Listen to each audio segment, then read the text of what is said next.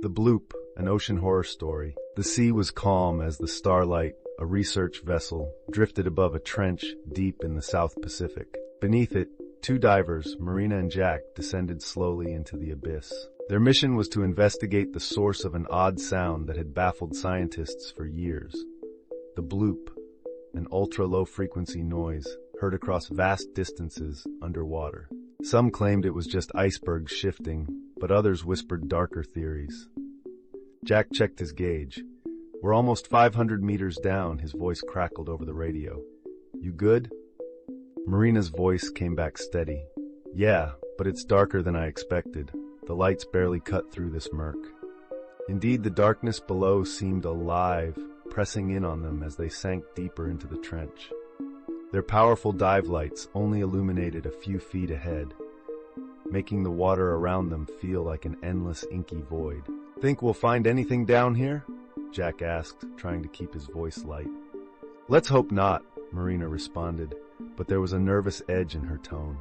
She'd read the theories, ones that described the Bloop as the vocalization of something enormous, something alive. Suddenly the sound returned. A low, deep rumble vibrated through the water, so powerful it seemed to pulse inside their chests. Marina instinctively clutched at her suit as if trying to ward off the pressure. "That's it," Jack exclaimed. "The Bloop, we're close." But something was off. The sound was different than it had been on the surface. It felt closer. "Jack, I don't think we should be here," Marina whispered. But Jack was already swimming forward, eager to find the source. Their light swept over an underwater ridge, and what lay beyond it made them both freeze in place. A massive, dark shape moved through the gloom, larger than any whale they had ever seen. It didn't swim in the way of marine life. Instead, it seemed to undulate, its bulk shifting like a mass of shadow and muscle. Its skin was a pale, ghostly gray, mottled with scars and strange bioluminescent patterns that pulsed slowly, casting an eerie glow around it. And then the eyes, two enormous, glassy black orbs, turned toward them. "It sees us," Marina gasped, her heart pounding. The creature emitted another sound, louder now, more defined. The Bloop wasn't just noise, it was communication. It was calling something, or warning something. Without warning, the thing moved, faster than seemed possible for something its size. Jack barely had time to react before the creature's massive body swept past him, dragging him into the abyss with its powerful current.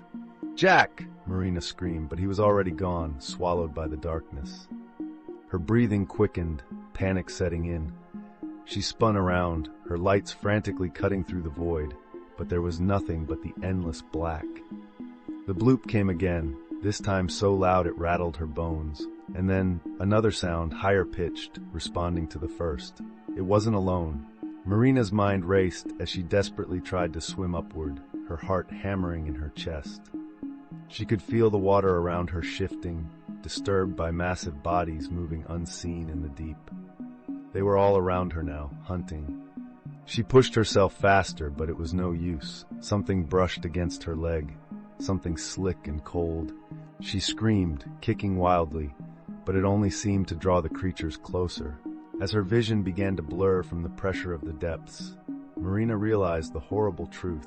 The Bloop had never been a mystery to be solved. It was a warning, a signal that something ancient and monstrous ruled these waters. And now, they had been foolish enough to answer it. Above, on the Starlight, the crew strained their ears as the Bloop echoed one final time through the ship's sonar, followed by the crackling of Marina's last terrified breath before the radio went silent. And then the ocean was still,